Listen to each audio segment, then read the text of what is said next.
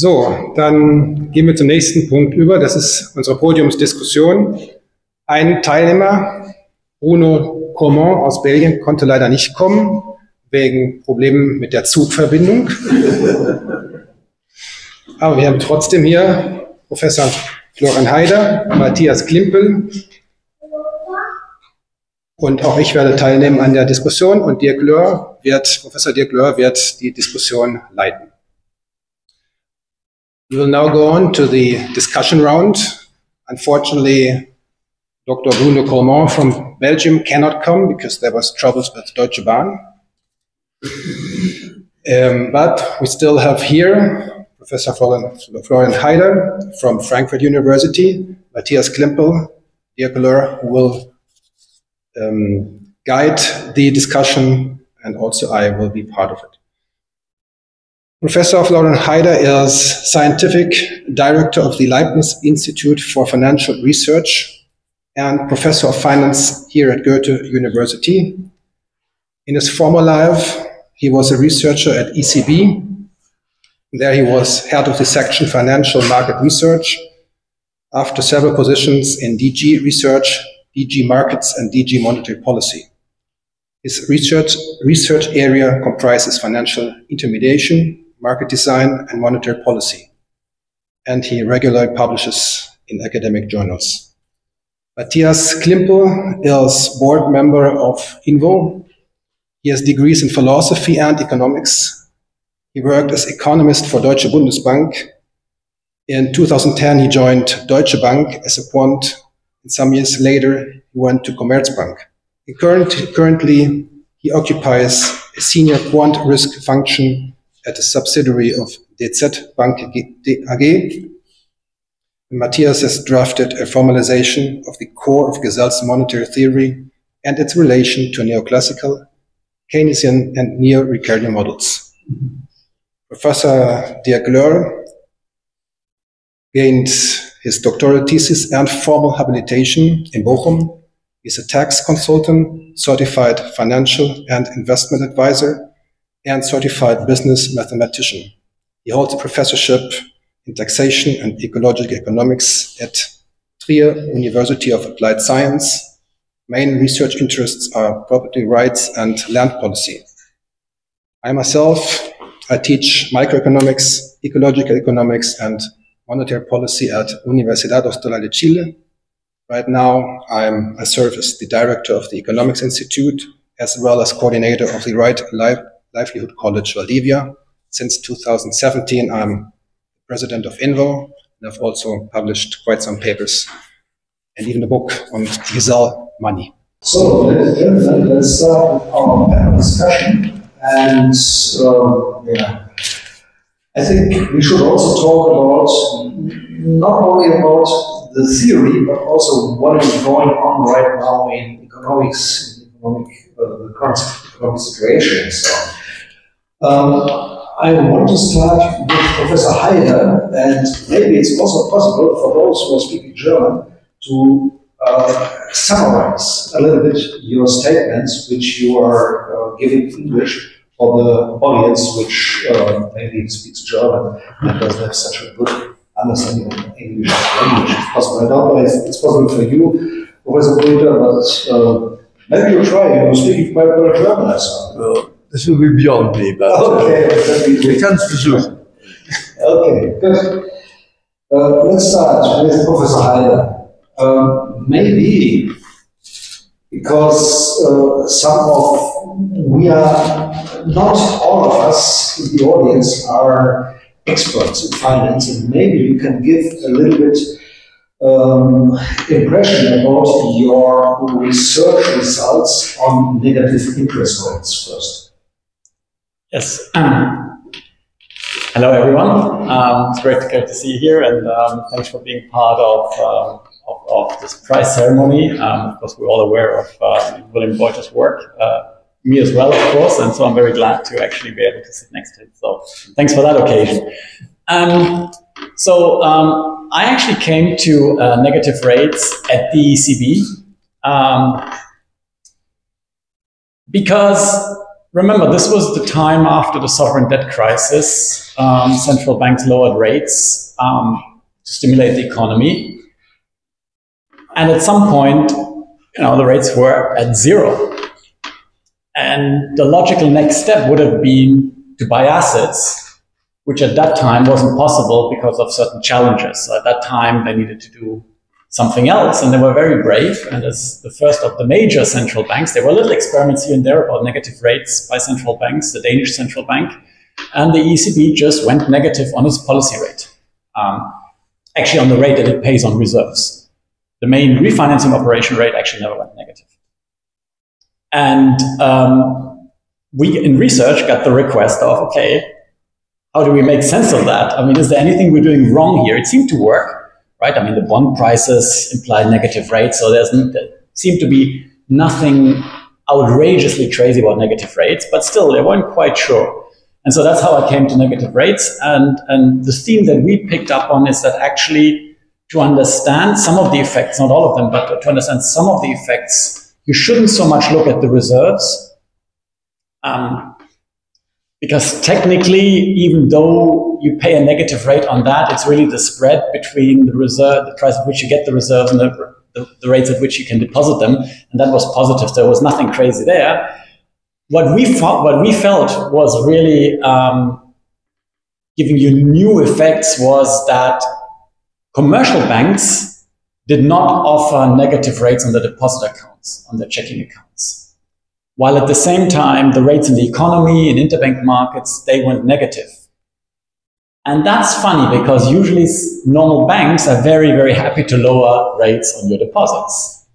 They raise slowly, but they fall very fast over the cycle. The saying is they rise like a feather and they fall like a stone. But here the stone had hit a floor, the zero lower bound for deposit rates. Whereas in other parts of the economy, there wasn't such a zero lower bound because we saw plenty of negative rates everywhere, including in the market for reserves, in the interbank market. And so that's the theme that I've developed. And I show basically that banks that are dependent a lot on deposit funding, they have a funding disadvantage because they have to pay zero while the rates are actually less than zero. And they were starting to actually engage in risk-taking in the economy to make up for the lost income somewhere. And that's broadly speaking how I came to negative rates. And then afterwards, I discovered that there was this economist, Silvio Gesell, that had already all thought about this before. So it was quite a discovery as well for me. Please summarize, was a long story. Okay, also ich wäre nie zu negativen Zinsen gekommen, hätte ich nicht bei der EZB gearbeitet, die zu dem Zeitpunkt gerade negative Zinsen, würde man sagen, fast ausprobiert hatte. Also Zinsen waren überall ein bisschen negativ, auch zum Beispiel auf deutschen Government Bonds. Also warum nicht? Und die kurze Version der Story ist, dass wir dann angefangen haben in der Forschungsabteilung, wo ich damals gearbeitet habe, zu gucken, okay, wie können wir irgendwas über negative Zinsen zu sagen. Und das Problem oft bei der Forschung ist, wir wissen ja nicht, wie es anders gewesen wäre. Also dieser Counterfactual, was wäre wenn, ist einmal sehr, sehr schwierig zu machen. Und dann haben wir durch Zufall irgendwann mal die Idee gehabt, okay, wir gucken uns einfach an normale Banken, also kommerzielle Banken, weil da hat man gesehen, dass das ist wirklich das neue Phänomen, was bei negativen Zinsen passiert ist. Alles andere ist nicht so neu bei negativen Zinsen. Das funktioniert eigentlich ganz gut, aber was wirklich neu war, ist, dass Banken keine negative Zinsen auf ihre Depositen, auf ihre Sichteinlagen gegeben haben. Und das war sehr, sehr, also es war sehr deutlich. Und das bedeutet natürlich, dass Banken, die sehr viel Sichteinlagen hatten, jetzt eine Funding Disadvantage. Also sie hatten einen Nachteil bei der Finanzierung, weil sie mussten 0 zahlen, während die wirklichen Zinsen, kurzfristigen Zinsen bei unter 0 waren.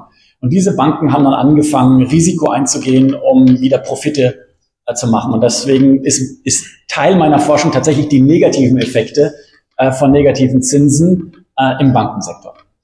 Thank you very much. The next question to all Professor Buiter. Of course, we are also invited to give your comments to Professor Heider. But what we would be very eager to know is about inflation.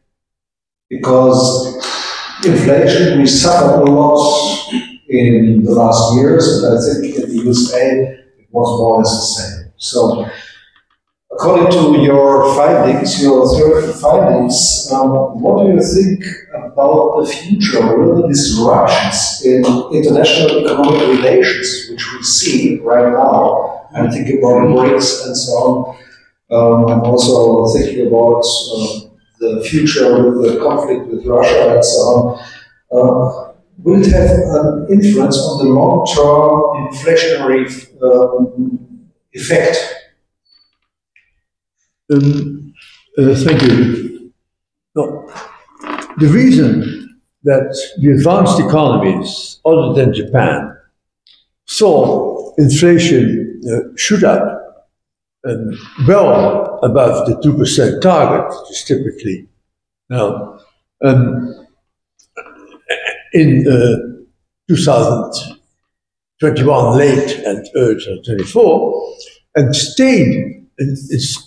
In fact, in England, the US, and in the euro area, still is somewhat above target.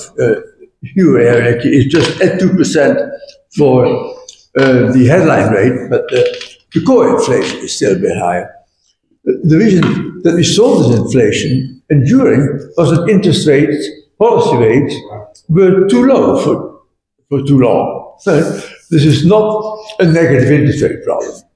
Negative interest rate problem is going to come back with the next major economic slowdown, when inflation is below target instead of above target, and when the policy rate hits what we call the effective lower bound. Some call it zero lower bound, but as was pointed out here, some central banks got the deposit rate down to minus 50 basis points, minus 0.5%. But it's still all, the fact that there is a lower bound at all is due to the fact that there is a zero interest currency out there. And so, I would, the next time we see a major economic slowdown, and we will, Trump can cause it if he pursues his trade plans and his irresponsible fiscal policies. It could be a global catastrophe like a Chinese takeover of Taiwan, any number of course, but we will see in the next 5 years another serious economic slowdown, which will get the policy rates down to the effective lower bound. And that should not be the case. It should be as easy to set policy rates at minus 4% as at plus 4%. There's nothing magical about zero when it comes to interest rate. It's just this strange instrument we have out there, zero interest currency, that causes this floor to exist. And the solution is therefore very simple. Abolish currency, or go into the complex, Gesellian ways of taxing currency. We don't have to do that. We can abolish currency and replace it with a central bank digital currency at the retail level, which can be used not just online, but also offline. So really a perfect substitute for the means of payment for electronic, but which pays interest. Positive during times of excessive inflation, negative, and possibly seriously negative at times of below target inflation. It's therefore extremely depressing to me that all the leading central banks that are looking at central bank digital currencies and are getting very quite close to introducing them, all say they will not pay interest on this. And in fact, in the case of the ECB and the Fed, they said we will not abolish currency. So we're going to be stuck with the zero lower bound in the next recession. We'll again have to engage in excessive balance sheet expansion, quantitative easing, which encourages frivolous asset market bubbles, and there will be more pain than necessary.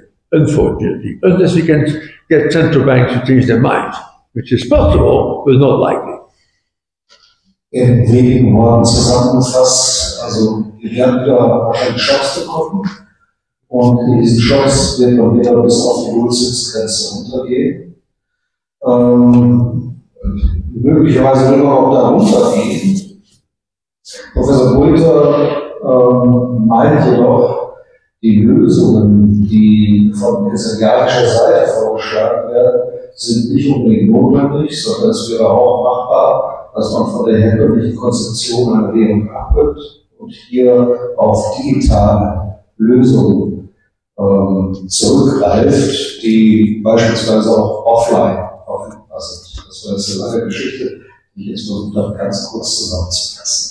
Thank you. And I have to ask again, what about the effects on inflation? If we are going back to the lower zero bounds, because we saw, at least here in Germany, there's some economists, I think about Hans-Werner Sinn, who also said, okay, there was how to say, the money was, there was a traffic jam of money and so on, and all of a sudden exploded into inflation. Do we have this problem again? Next time. During the period that the policy rates were at the lower bound, the effective lower bound, the only tool open to the central bank was balance sheet expansion and conceivably purchasing more risky assets as well as sovereign debt. And they did this in, I think, potentially a dangerous way, because it led to massive expansions of central bank base money. Some of that in the US and euro area has now been shrunk, taken back. In the US, there's an explicit quantitative tightening policy on the way, and the expansion at least has stopped, also in the euro area, but they still are sitting, I think, with a dangerously large stock of central bank money, which could well, and many possible causes of that, be the trigger for the next inflationary boom. In which case, of course, there will be again a painful solution. Interest rates will have to be raised, central bank balances will have to be shrunk in order to bring inflation down to acceptable levels, close to true price stability. So yeah, I think we will see that to some combination of bad luck and the restoration of normal demand for money, which is much less than this quantity of money currently outstanding. Professor Buiter sagt, also es ist durchaus möglich, dass wir in Zukunft, wie in der Vergangenheit auch, Bilanzveränderungen der Zentralbank sehen werden, die dann in eine entsprechende Inflationsgefahr münden werden, mit denen die Zentralbank mit entsprechenden starken Maßnahmen umgehen muss. Also kurze Zusammenfassung. Gut. Next questions to Matthias Klimpel. You had a very interesting idea. Professor Buiter was talking about digital currencies or digital money, and you said, no, that's not necessary. There's also another way out, and this solution is to print the year of issue on the banknotes as an incremental way of introducing the monetary fee which Gesell wanted to have. Could you a little bit explain this for the audience, please? Yes. So, Gesell had a proposal to put negative interest rates on paper cash. And this is a technical question, how to do it, and all his solutions are cumbersome. So you have to stamp it or another way to print the expiry date on it, and all looks complicated and not well fitted. And it's also a big step to go through. And if you want to avoid something in the design of the financial markets or monetary policy, is huge big steps. So even to implement the negative rates on the deposits, so the start were 5 basis points, I think in June 2014. You don't want to make big steps. Even if a big step, you want to reduce it. And so how can negative rates get introduced, or can found a way to introduce it? So in German we call it salami tactic, so an incremental approach. And not to say we have a big step. And the one option is to abolish paper cash. But even if you don't want to do it, so just to reduce paper cash, but it's still same.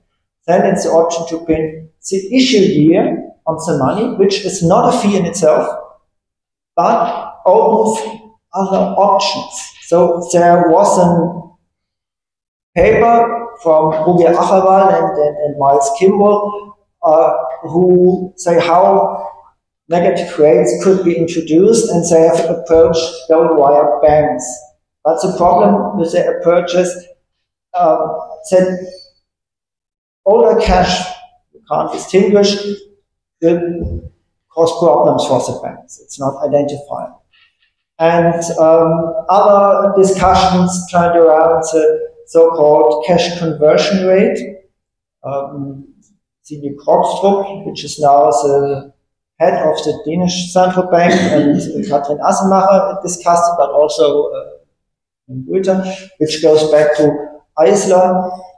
It shows which they put an exchange rate between cash and electronic money.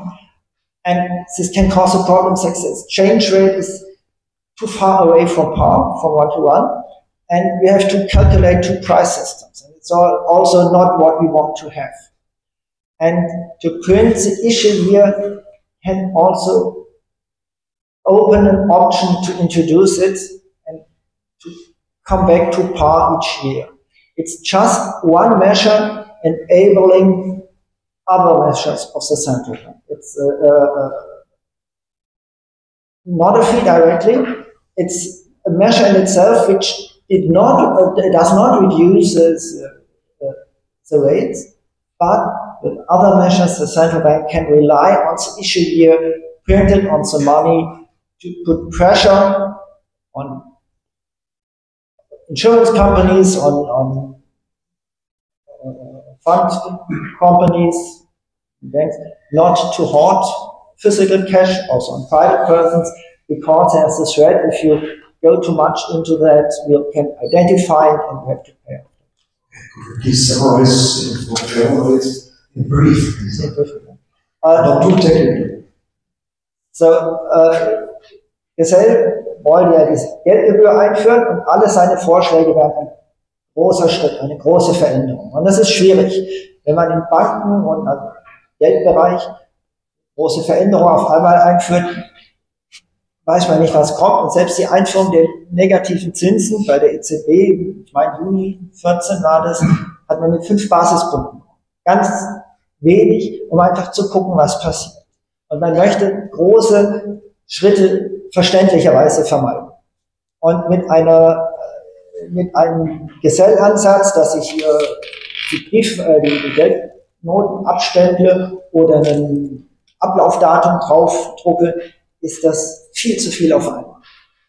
Das würde vermutlich auch so Konfusion vorrufen, und so einen Schritt, den macht man nicht.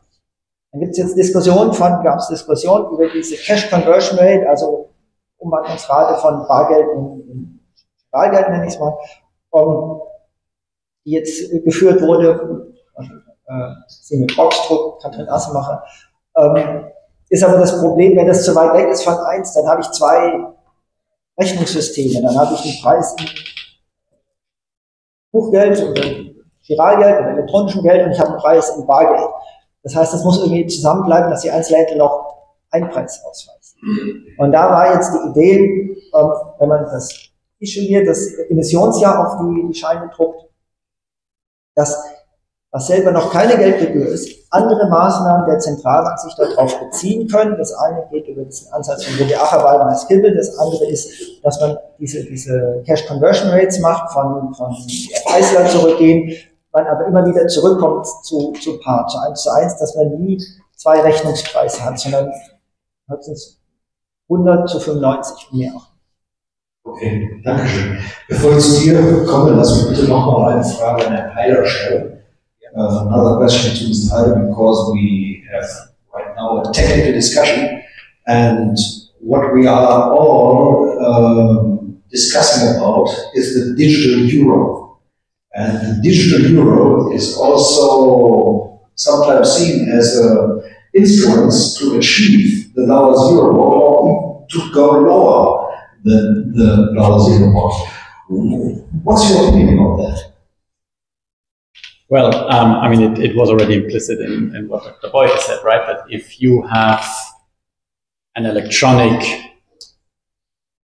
account, then what forces you from saying that, oh, instead of the 100 that you have in that account, you have 99 left, right? That's possible in theory with a digital euro, because, you know, there will be a central authority behind it. Now, I don't think anyone is going there, even though it's technically possible, because the fundamental problem is that we do have hard currency still out there. And the hard currency, you know, you get what's on there. Yeah, but what's the idea? Do they want to abolish the hard currency step by step and take only, as is in Sweden or also in China, we almost have only digital money there? I mean, it was already alluded, the way the discussion is going, that doesn't seem to be the case, right? Because it's, and there's a reason why, which is that out there in the economy, we have two monies. We have the currency from the central bank, and we have the money created by the private banks. And to us customers, they're the same. Now, if you start having a central bank digital currency, that will still compete with what the banks are offering. And that's nobody wants at this stage. And so there's limits to the amount of money that you can hold in that central bank digital currency. That's the plan right now. So the policymakers are very aware of the impact this would have on the commercial banks. And anything thinking about the power to tax money, yes, you can do it from the central bank side, but how are you going to get the banks to do it as well? So it has very, very strong implications on the commercial banking sector, and nobody right now wants to go there. The reason, in my take, for going to a central bank digital currency is it's a geopolitical aspect. It's giving Europe something that does not depend on US technology. All our payments right now, the major payments, SWIFT, the Master Visa card things and other things that are less well known, they're all American companies. And so every euro that goes from you to me, you know, America has its hands on. And so we need to be, that's I think the argument, we need to be ready to have a technology that can step in should this happen. Ja. Also, man könnte natürlich theoretisch in der Digital Currency, klar, kann man, weil sie gehört einem ja nicht mehr selber, sondern ist ja irgendwo hinterlegt, kann man natürlich sagen, okay, was immer dort 100 dort waren, sind nur noch 99 wert. Das geht halt bei Giralgeld oder bei Currency geht das halt nicht. Also nicht mit den Banknotes, die man in der Tasche hat.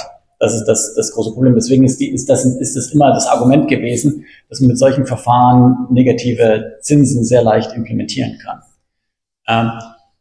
Das Problem, und deswegen ist das nicht der Hintergedanke, warum Digital Currency im Moment von der EZB eingeführt wird, das Problem ist halt einfach, dass es neben dem Zentralbankgeld, also den Banknoten und den Münzen, die wir haben, es natürlich auch das Giralgeld gibt, was zu den Banken kreiert wird. Und für uns ist das eins dasselbe.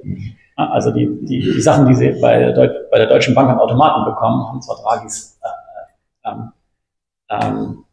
Unterschrift, aber es wird von Ihrem Konto bei der Bank abgebucht, die nichts mit Draghi zu tun hat. Also dieser Mix zwischen dem kommerziellen Bankensektor und der Zentralbank ist gerade beim Geld sehr eng. Und sollte man jetzt anfangen, bei einer Zentralbank, also bei einer Digital Currency, anfangen, dort weniger Wert haben zu machen, wie kriegt man die Banken dazu, dass halt diese beiden Sachen dann nicht im Wettbewerb stehen, deswegen auch sowas wie ein Exchange Rate. Und das wird sehr, sehr kompliziert, und deswegen will da, glaube ich, keiner im Moment hin. Der Grund, warum es Digital Currency gibt oder geben wird, in einem limitierten Maße, das zeigt dann auch schon, man will den Banken nicht zu sehr Probleme bereiten, ist ein geopolitischer Grund, weil so gut wie alle unsere Zahlungsverkehre in Europa hängen von US-Technologien ab. Und also sollten die den Schalter ausmachen, dann haben wir keinen Zahlungsverkehr mehr. Und deswegen brauchen wir auch Technologien in Europa, die autark sind. Und da ist die Digital Currency unter der Schirmherrschaft von der EZB ein Schritt in diese Richtung. Felix, bitte noch ein wenig Geduld. Just saw Professor Buiter was very nervous and urgently wanted to give a comment.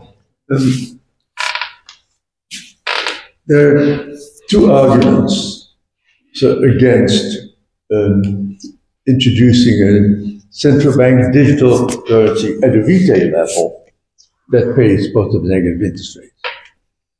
One, which was just referred to, was the fact that it would compete, as it would, with depositors commercial banks, which use some money. That is a total non-issue, because if there was concern that the banks would lose these deposits and therefore be able to lend less or less favorable terms, the central bank that has issued the new digital currency could simply redeposit it with the commercial banks. So that is a complete non-issue, right? And the other one is that you still wouldn't get rid of the zero lower bound, even if you had central bank digital currency that could in principle set rates to -5%. Right? You won't do that because of the existence of currency. You have to basically get rid of currency. The arguments against that are that currency provides us with privacy against an overbearing and intrusive state. And I have sympathy for that argument. But there's another side to that equation, that the same anonymity and privacy that currency provides, of course, makes currency the preferred store of value for criminal activity. And for me, that argument is more important than the privacy argument. If you wanted to also, you could, of course, introduce a central bank retail digital currency in a sort of distributed manner, like many cryptocurrencies.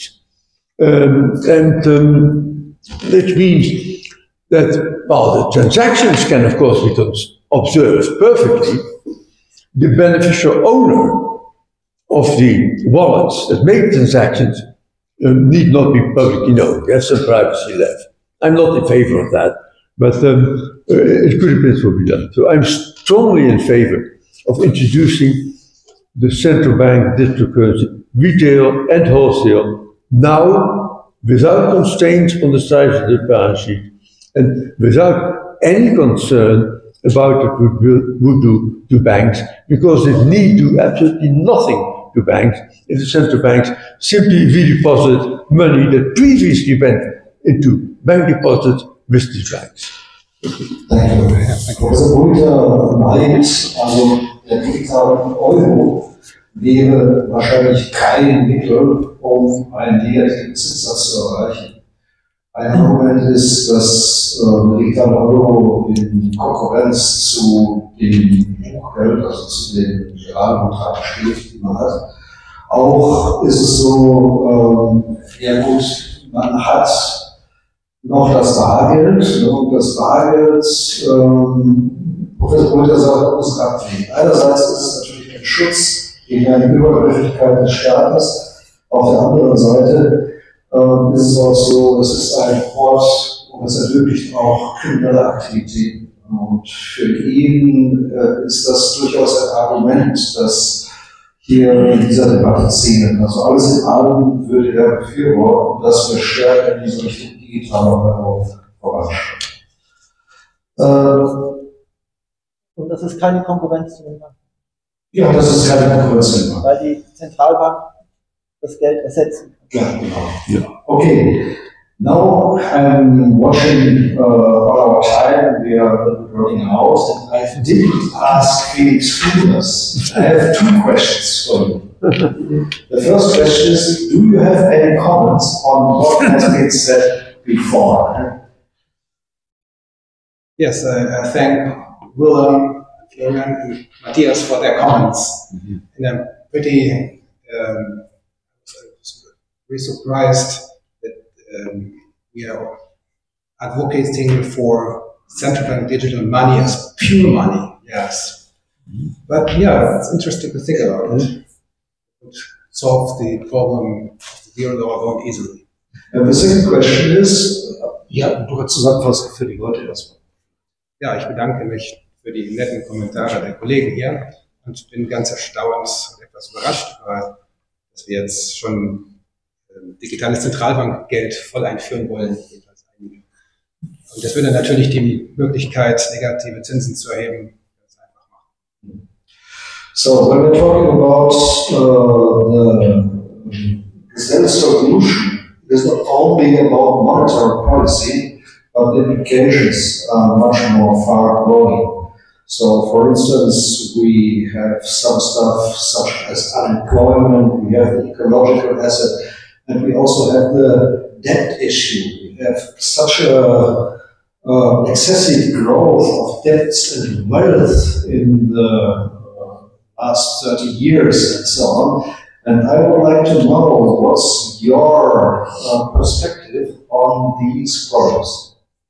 Yes, actually our current monetary system is strongly connected to the problem of the unsustainability, inequality, unemployment and financial crisis. How's this? Well, our money, as it is designed today, compared to real goods, is easy to store. And this gives an incentive to produce more than we actually need. This gives an incentive to cut more trees than we need, to exploit more resources than we need. But it not only gives an incentive to produce more, it even obliges us to do so. And this has also to do with the storability of money. Because this is where interest arises from. Interest is a reward for parting with liquidity, as Keynes called it. It's a reward for not holding money under the mattress. But interest is the opportunity cost of any productive investment. So if my business does not yield a return at least as high what I would get on a bank account, it doesn't make sense, right? So all businesses have to grow at least at the rhythm of the interest rate. And since the laws of thermodynamics tell us that we cannot produce something out of nothing, steady economic growth will, in the long run, require ever more uses of resources. This is the unsustainability problem. Well, and not all businesses manage always to grow. So the second best alternative would be, if they don't manage to grow, to save costs somewhere else. How could they do that? Well, laying off human workforce, replacing human workforce by machines. And this is why we see this dichotomy, that we either grow or we see unemployment. And you talked about the growing debt and growing money supply. Yes, the inequality has to do with this too. Money supply growth by interest offset. That means bank account growth, but all bank accounts taken together is the money supply. And since there is no interest without debt, also total debt of an economy grows in the likewise manner. And well, how can this go together? There are ever growing bank accounts, and on the other side, ever more debt. Well, the answer is there are ever fewer people with ever more money, and ever more people ever more indebted. This is inequality.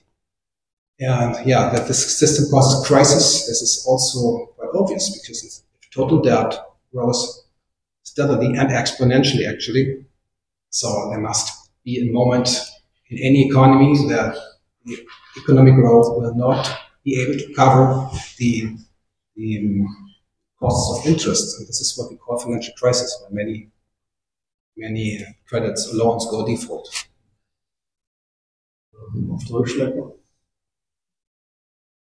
Ja, was ich gerade versucht habe, ist zu erklären, wie unser Geldsystem mit dem Problem der Unnachhaltigkeit, mit dem Problem der Ungleichheit, der Einkommensungleichheit und mit Arbeitslosigkeit und Finanzkrise zusammenhängt. Es ist einfach so, dass unser Geld, wie es jetzt designt ist, im Gegensatz zu realen Produkten, einfach hortbar ist. Und das gibt einen Anreiz, mehr zu produzieren, als wir brauchen. Es gibt einen Anreiz, mehr Bäume abzuhacken, als wir gerade brauchen, oder mehr Ressourcen auszubeuten, als wir gerade brauchen. Aber es gibt nicht nur einen Anreiz, sondern sogar einen wahren Zwang, das zu tun. Und das hat was mit dem Zins zu tun, aber der kommt auch aus der leichten Hortbarkeit des Geldes. Denn der Zins ist letztendlich eine Liquiditätsprämie, eine Prämie, das Geld nicht unter dem Kopfkissen zu horten. Der Zins aber ist eine Opportunitätskosten einer jedweden realwirtschaftlichen Investition. Wenn meine Firma nicht mindestens eine Rendite einbringt, die ich auf der Bank kriegen würde, dann macht sie ja keinen Sinn. Wir müssen stetig wachsen. Aber stetiges Wachstum bedeutet auch stetigen Mehrverbrauch von Ressourcen und Energie. Das auf lange Sicht bewirkt dann das Unnachhaltigkeitsproblem. Und klar, und die Firmen, die nicht schaffen zu wachsen, die haben die nächstbeste Alternative, das ist Kosten sparen. Wie spart man Kosten? Menschen durch Maschinen ersetzen. Deswegen sehen wir überall auf der ganzen Welt diesen Druck, entweder Wirtschaftswachstum zu erzeugen oder ansonsten entsteht Arbeitslosigkeit. Das, was wir auch als Hochkonsches Gesetz kennen. Ja, und dass das System irgendwann Krisen erzeugt, ist eigentlich auch ganz klar. Stetiges Wachstum an Schulden bedeutet, dass wir irgendwann die Zinslast nicht mehr tragen können. Selbst dann werden wir stetig versuchen zu wachsen. Aber irgendwann wächst die Schuldenlast schneller und das bewirkt dann, dass viele Kredite ausfallen und das nennt sich dann Finanzkrise. 40 billion euro interest rates in Germany have increased. Okay, for the governmental debts. Considering the fact that our time is running out, I would like the panel to ask a very last question with a short reply, please. So we are awarding Professor Buiter with the Silvio Gesell Prize, the Silvio Gesell Award. What's your opinion? Do the ideas of Silvio Gesell have a chance to be implemented more in central bank policy in the next future? What's your idea, Matthias? Famous last words.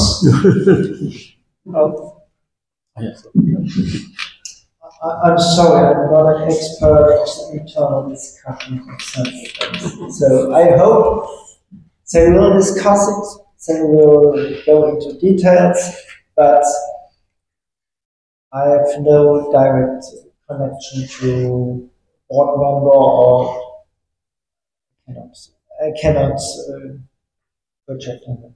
Okay, that's good. Professor Heider.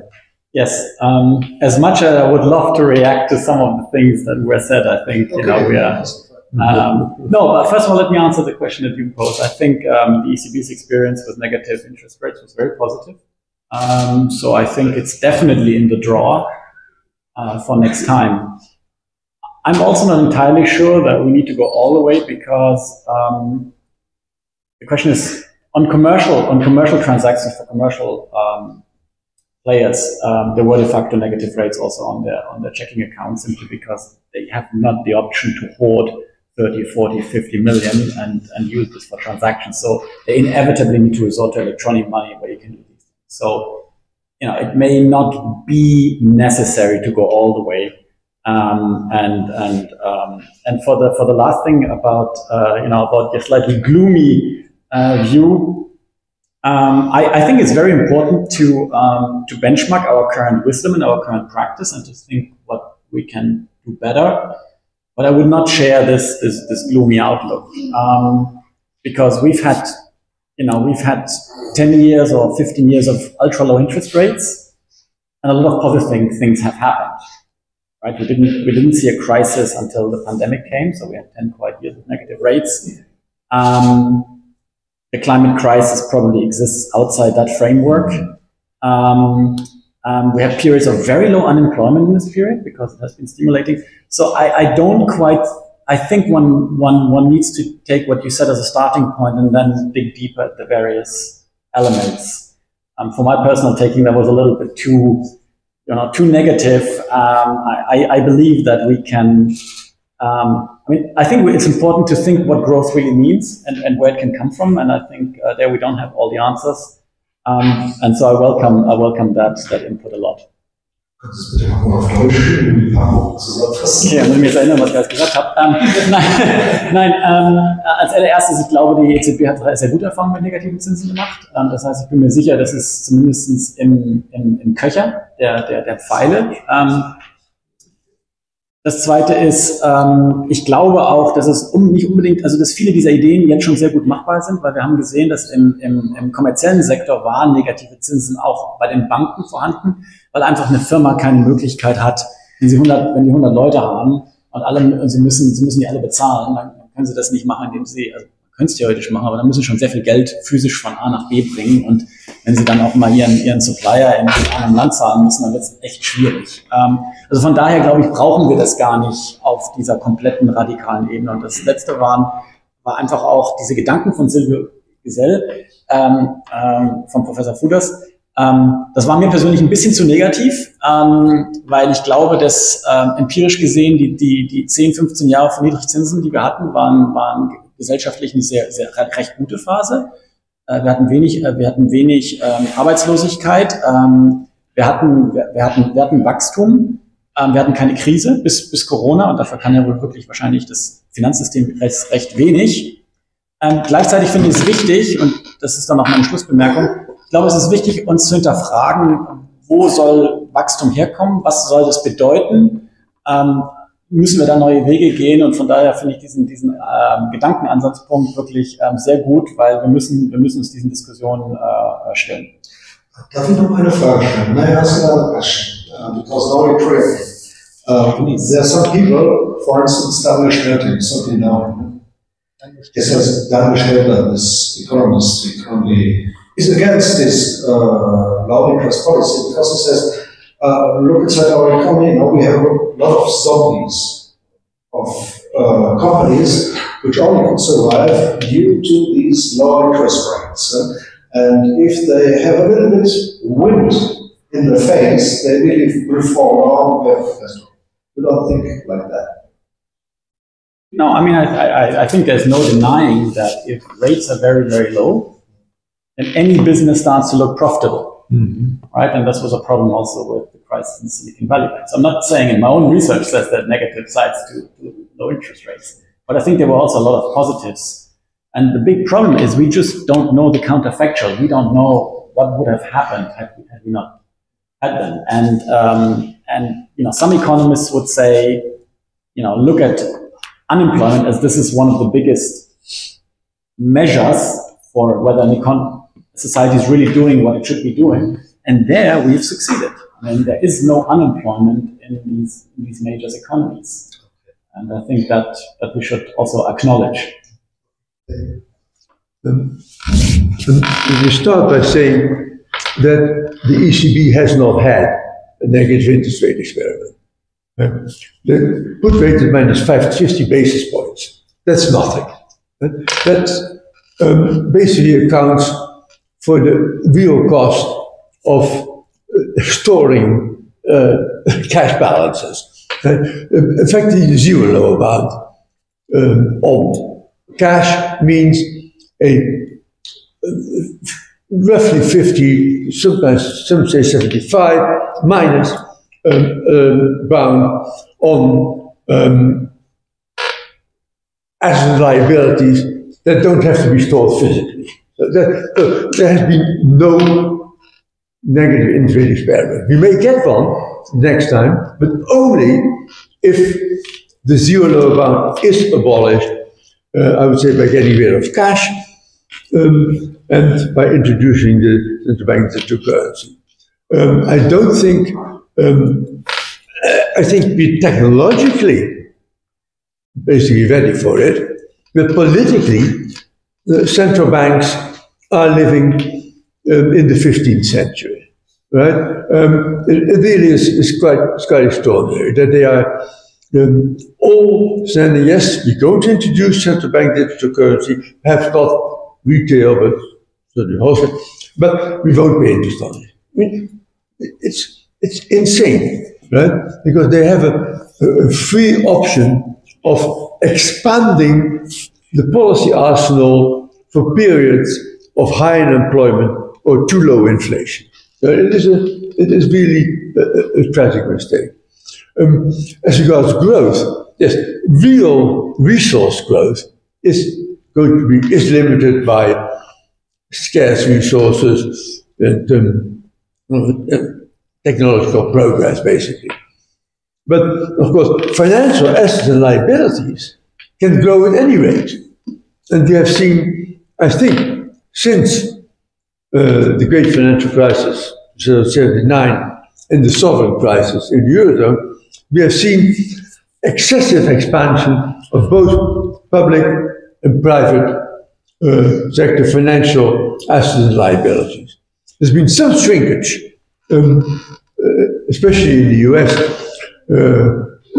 since 2022, but nothing was meaningful. And I think this is dangerous because a lot of these liabilities were, as I pointed out, taken on as long-term, and a lot of the assets were taken on as long-term fixed-rate assets. And of course, when rates go up then, you have these massive mark-to-market capital losses. The ECB, sorry, the Fed, on my estimates, had about 1.4 trillion worth of mark-to-market losses on its portfolio, and minus a trillion net worth if you mark things to market.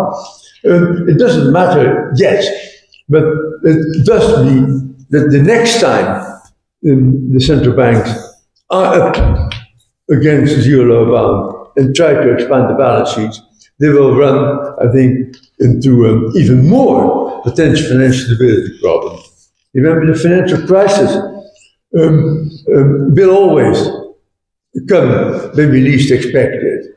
I actually am expecting one within the next 5 years, unless we have a major shrinking of public sector debt, central bank balance sheets, and private sector indebtedness, which is very unlikely to see. So I see a crisis coming, yes. Okay, ich versuche es ganz knapp zusammenzufassen. Professor Buiter sagte, dass wir viele Möglichkeiten haben, technisch, um an die Nutzungsgrenze zu gehen und so weiter runter. Allerdings ist sie ein politisches, mentales Problem, da die Zentralbanken noch mental im 15. Jahrhundert leben.